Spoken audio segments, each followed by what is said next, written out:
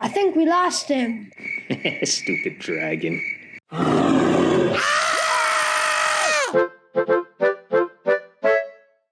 So, now you know what D&D is. You got your books, you're ready to go. Just need some help getting there. It can be a little bit confusing. So, episode 3, part 1, 2, and 3, we're going to walk you through complete character creation from knowing nothing to pretty much being an expert at it. We're going to start with the basics here in part 1, and, well, let's get rolling. First thing we're going to talk about here is class. Now, class is your job in the world. What are you going to do? Are you going to cast spells to do damage? Are you going to heal people? Are you going to fight? That's what class is. Race is next. Are you going to be a dwarf, an elf, a human? Each has advantages or disadvantages. We'll go over those in a little bit.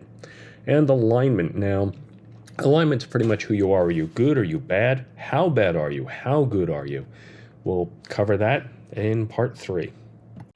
If you want to during this episode, you could kind of pull out your 5th edition player's handbook and follow along, or just sit back and watch and learn. Part 1! Classes. What you want to be and what you want to do. In order to make things flow smooth here, I'm going to make some generalizations on class. Now remember, class is your job. So what I'm going to say is we've got classes that deal with doing damage and surviving.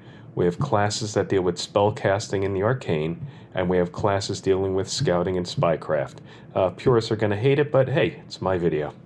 So under damage dealers, the first class we're going to cover is a Barbarian. Now Barbarians are fierce warriors, they're primitive, don't have to be the smartest.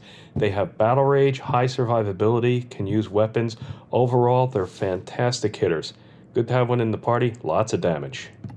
Following that, we have fighters. Now, fighters are generalized fighters. They could use any armor, any weapons. They've got a high survivability. They bang out some good damage. They can't battle rage like the Barbarian, but they're much more level-headed, much more strategic in a fight. The monks are the martial artists of the world. They're very, very fast. They do not wear armor, but they really don't need it. They're so quick. They have various martial art techniques they specialize in. They have special weapons. They can dodge arrows, and they have limited magic use ability. And the last of our damage classes is the Paladin. The Paladin is a holy warrior. Think of the Knights of the Round Table, specifically Lancelot. They're bound to oaths. They go around doing good for people. They're very heavily armored, they carry some decent weapons, and they have access to limited magic. Jumping over to our spellcasters, we have the Bard. The Bards are very charismatic. They are masters of song and speech. They inspire, they heal. They're pretty much a jack of all trades. They're pretty versatile class, quite useful. And the second of our spellcasters is the Cleric. These are the healers of the game. Clerics work for certain gods. They're avatars on the planet. They specialize in certain magic schools, whether to fight enemies, to heal companions.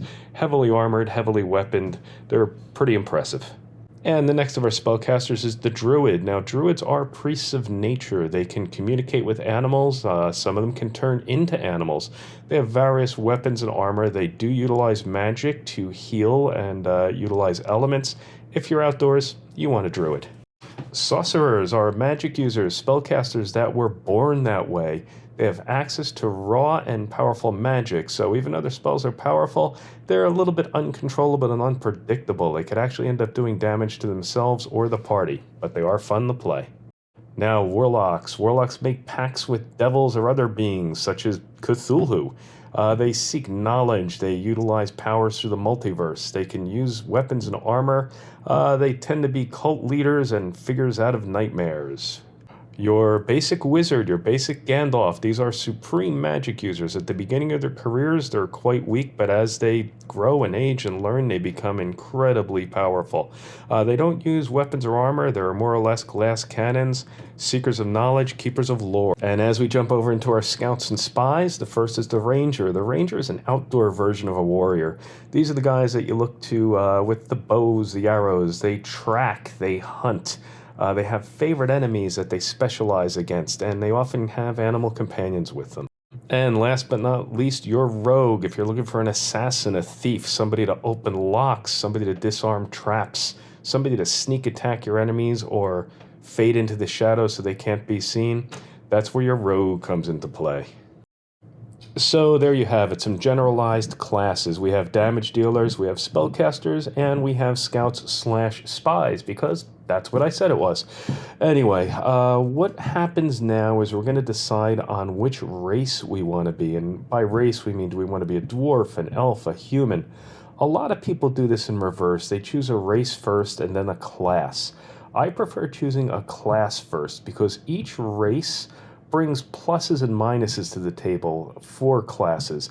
Say, for example, a dwarf might have a higher constitution, which you'll learn about in the future, and may be more suited for being a cleric, where an elf may be more suited to be a fighter.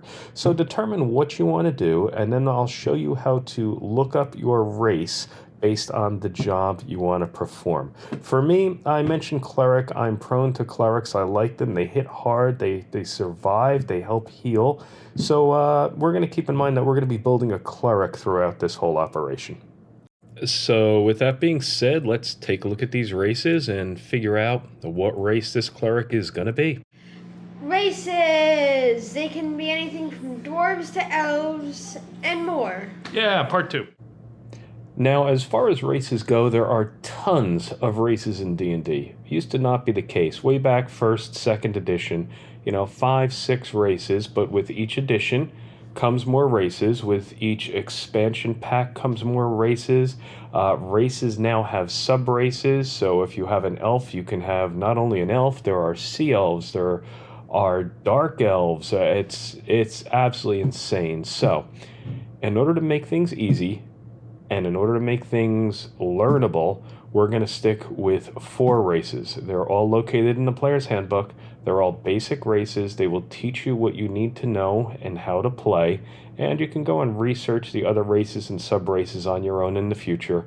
Find your perfect match. For now, the winners are going to be the dwarf, the elf, gnomes, and humans. All in the handbook, all basics, all are easy to use for new players. So, let's start with taking a look at dwarves. But first, a brief public service announcement. Don't panic about this. There's going to be some info here that you're not familiar with. Things like intelligence, wisdom, constitution. You're going to see these things pop up. Just take them in. Just read them. Don't worry about them. Everything's going to come together in episode 3, part 2. This is just a basic primer to get you to the next episode. So now we can talk about dwarves. They're on page 18 of the player's handbook. They're stout, they're sturdy, they have a high constitution. You can see that they get a +2 in their constitution, meaning they're overall really survivable. They like well-ordered societies, so they're not too evil or too good. They can see in dim light, and they have 2 sub-races. They have a hill dwarf sub-race, which gains additional wisdom and insight, and a mountain dwarf sub-race, which gives them additional strength. So something like the additional strength might be worthwhile in say, a fighter. So let's move on. And now we're going to look at the elves on page 21 in the book. Their traits are dexterity, so they're a little bit faster. They're agile. They love art and music and nature. They have an extraordinarily long lifetime, so you could play this character for a long time. They're experts with bows and magic, and they have various sub-races. They have high elves, which have a higher intelligence, probably better for magic users. They have wood elves that have additional wisdom. That's usually good for druids. And they have drows, which is additional charisma. That's a good trait to have for, say, bards. Next we go to gnomes. Gnomes are like small humans. Their traits, they're insightful, they get a bonus to their intelligence, they're very curious, they're very impulsive, they're good-natured. They live about 500 years, and their sub-races consist of forest gnomes. Forest gnomes have an increased dexterity, so they're pretty fast. They can speak with small animals. Makes them good for sort of like a druid class. They also have rock gnomes. Now, rock gnomes have a bonus to constitution, so their survivability is up there a little bit. And they have additional tinkerer skills, so it might be good for one of the classes like an artificer or a class that specifically builds or creates things. And in closing here we have humans. Now, humans are pretty much the vanilla of the world. They get a +1 to all their abilities. They cover the gamut from good to evil. They live about 75 years. They can be any class. They're adaptable to any environment. They are literally the jack of all trades generic character. They don't add any specific excitement to the game, but they do pretty much cover all the bases.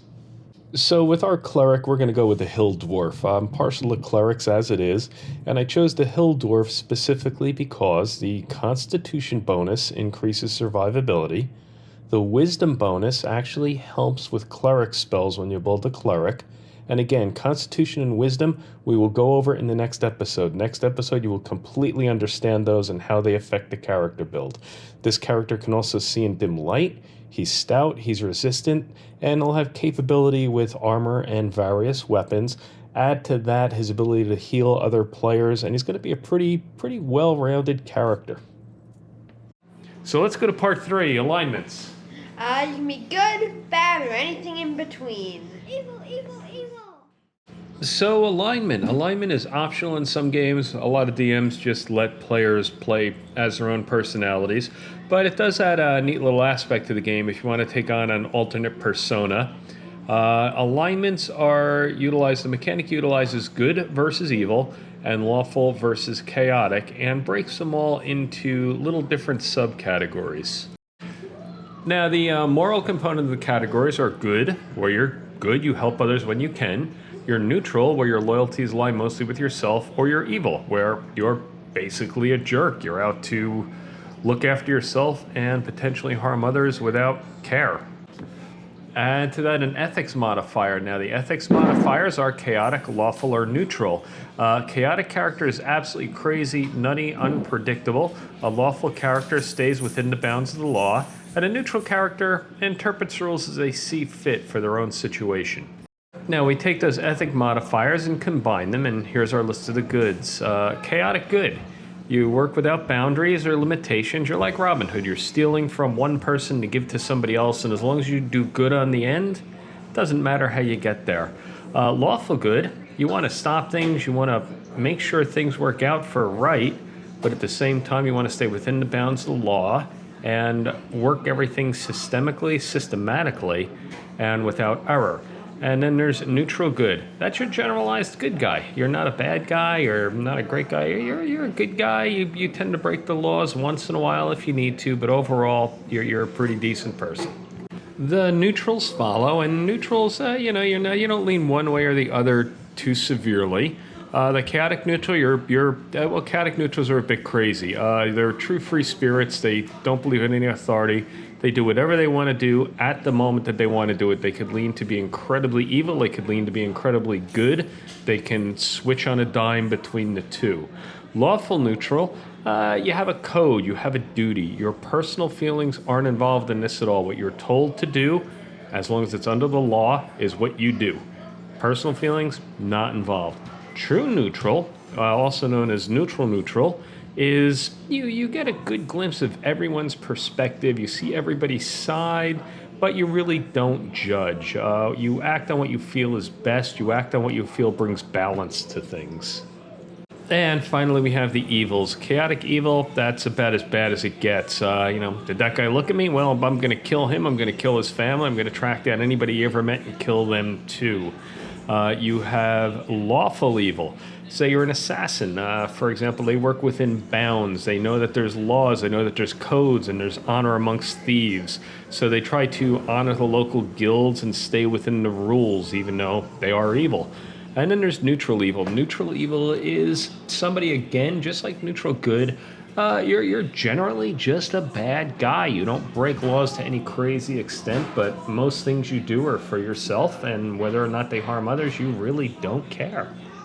And this brings us now to a summary chart. It goes over each of the characteristics, each of the alignments, gives you another quick rundown, a further description on which each one stands for, and at the end I threw in a little pop culture reference character there, so maybe it'll help you relate a little further to it. So pause this, take a look over, and when you're done and ready, we'll move to the next chart. And here's the next chart. You can pause this one as well, take a look over it. This runs from Chaotic Evil, the truly demonic, power-hungry psycho, all the way up to Lawful Good, the Lancelot, the knight in shining armor.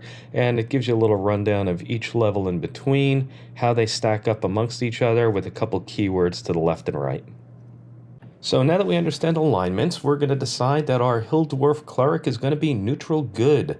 He's going to be generally a good guy. He's going to go around, be a little bit more helpful than evil, but he's also going to look out for himself under most circumstances. What we're going to do next episode is the big episode. We're going to take our dwarf, who we're going to call Palindrome Bob. We're going to pretty much build him from scratch, from the ground up. It's going to be invaluable. Check it out. We appreciate it. Hey, thanks for watching. Thanks for watching. Check out our site. We're on partywipe.net. We've got a whole bunch of videos. We've got a whole bunch of reviews. We're building up day by day. And please subscribe. Subscribe and like. Yeah, subscribe and like. Subscribing and liking, it opens up more opportunities for us to create more content. And thanks. And, play nice together or play Murder evil. the party. Play evil. Or nice.